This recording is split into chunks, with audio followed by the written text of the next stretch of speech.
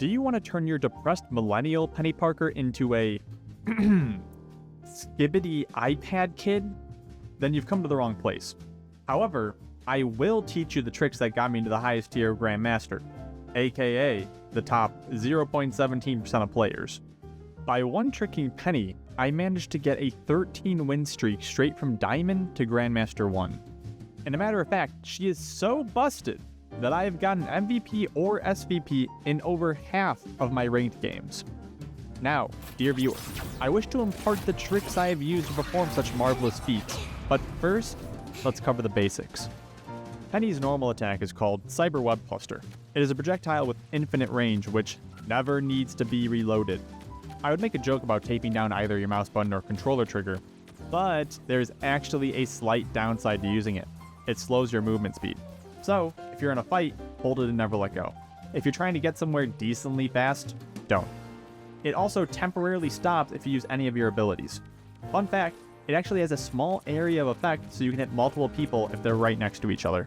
Not so fun fact, there's damage falloff. The falloff starts at 15 meters and maxes out at 30 meters, dropping the damage from each shot down to a minimum of 22. Peni's next ability is by far her most important and definitely my favorite. Shouldn't bother you though, right? She's a miner. An Arachno-Minor. She can place down landmines. The mines can be destroyed by enemies unless they are covered in a web, which will make them both invincible and invisible. The cooldown is 4 seconds, and you can hold a max of 4 at a time. The mines have a lifespan of 60 seconds.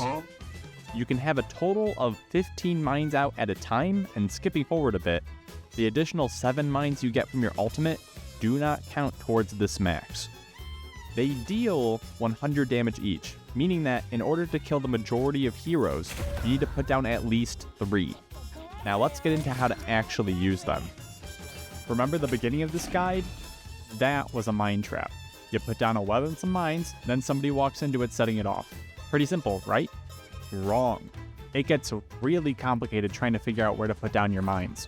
You only want high priority targets, so when setting them up, make sure that number 1, enemy tanks are not going to walk into them, number 2, that the enemy healers or DPS are going to walk into them, and number 3, that each trap has no less than 3 mines. But it should really only have 3, because every mine past that is wasted in most circumstances.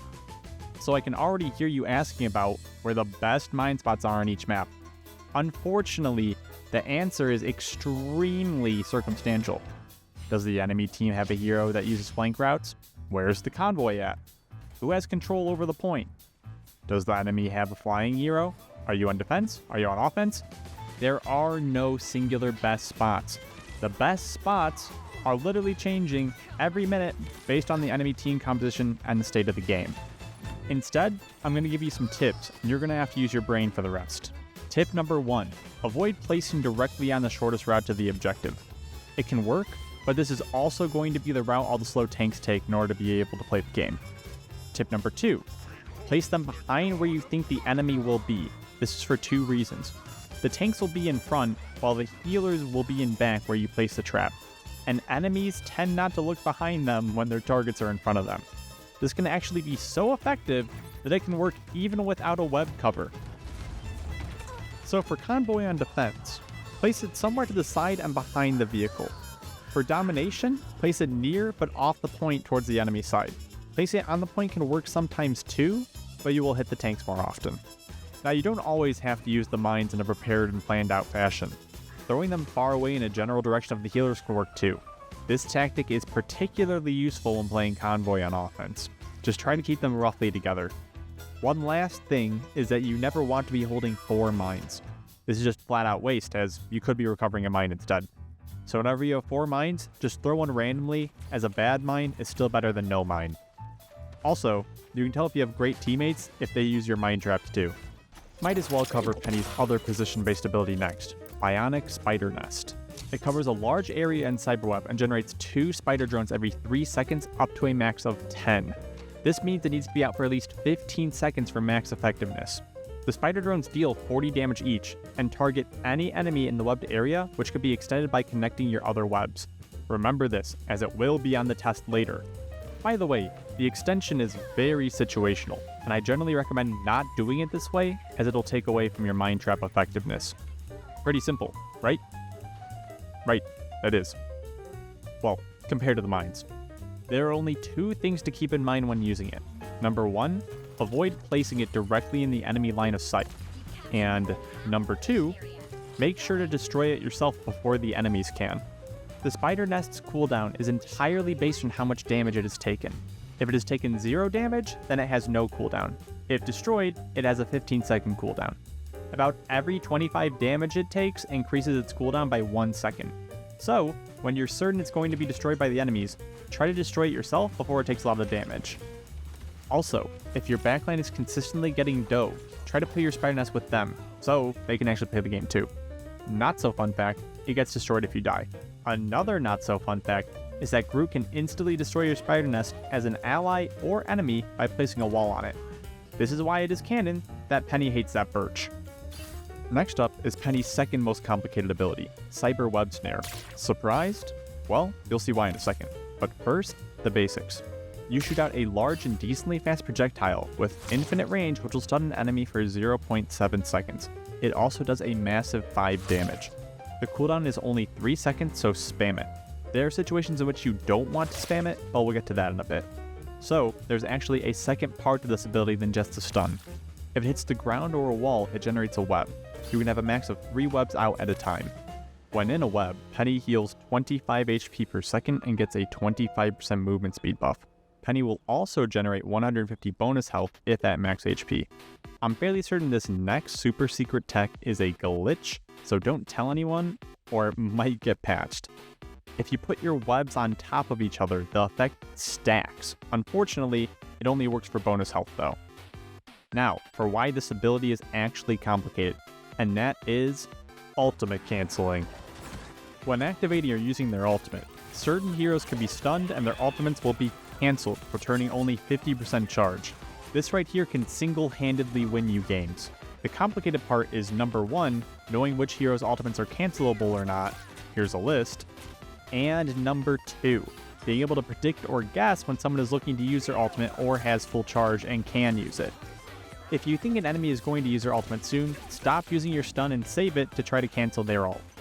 I do this whenever I see an enemy acting strangely, like when Doctor Strange is rushing at you.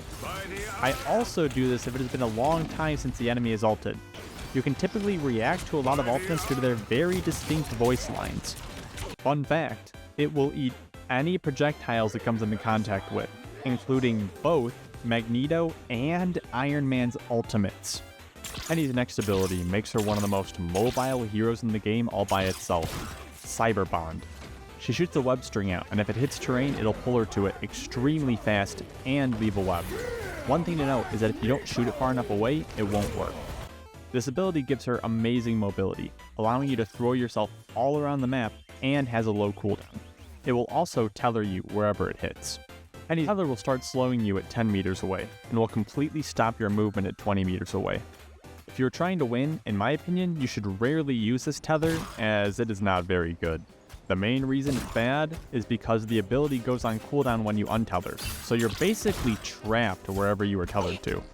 However, the most fun I've had in this game was messing around with this ability. She can also wall crawl, but I mean, you don't need me to tell you how to use that. It does have this cool tech with Iron Man though. Sorry, Mr. Stark. No coming. Kidding. Speaking of spreading seed, next up is Peni's team-up ability with Venom, Armor Expulsion. You're almost never going to be able to use this, and even when you do finally get a Venom on your team, you're going to forget like I always do. That being said, it is very good. Not because of the active, which is merely okay, but because of the passives it gives you. The active part of this ability is you deal 50 damage a second while knocking enemies away, and it lasts 4 seconds. The good part is that during those 4 seconds, you get a 50% damage reduction, and you cannot be CC'd. This will absolutely save your life, and Wolverines are a thing of the past when you actually have this. Now I think It's Spider time! Peni's ultimate is Spider Sweeper, and it's not all that complicated. You get 7 mines to throw, generate a spider drone every 0.7 seconds, and generate webs at your feet. You also get a melee attack for 60 damage in a wide cone in front of you that knocks up and has a 1 second cooldown. I recommend holding down both the melee and mine button, as they will auto-fire for you. You instantly generate 450 bonus health, and you get a 70% movement speed buff for the 12-second duration. You also get the best buff available in the game, speed lines. There are two ways to typically use this. I either run in and attack the enemy healers and DPS, or I use it to save my own life. Now remember the whole Spider-Nest web extension thing? Well, this actually comes into play with Penny's ultimate. You can connect the webs from your ultimate to your Spider-Nest. Just try to make sure that your Spider-Nest has been down for at least 15 seconds for maximum effectiveness. All in all, pretty simple. Just make sure not to get carried away and run to safety when you start getting low. Finally, let's talk about playstyles. Penny does great on defense by holding down areas, as I'm sure you all know. But unlike what most people say, she also does great on offense. Her mobility allows you to dive into the enemy backline and out, while her damage allows you to kill said backline. If you're only playing her defensively, it's not to say that you're playing her wrong, but you aren't utilizing her to her full potential. Remember all those Spider-Nest tips? Throw them out. Those were for defense. The best place for your Spider-Nest is dropping it on an enemy healer's head. It completely freaks them out.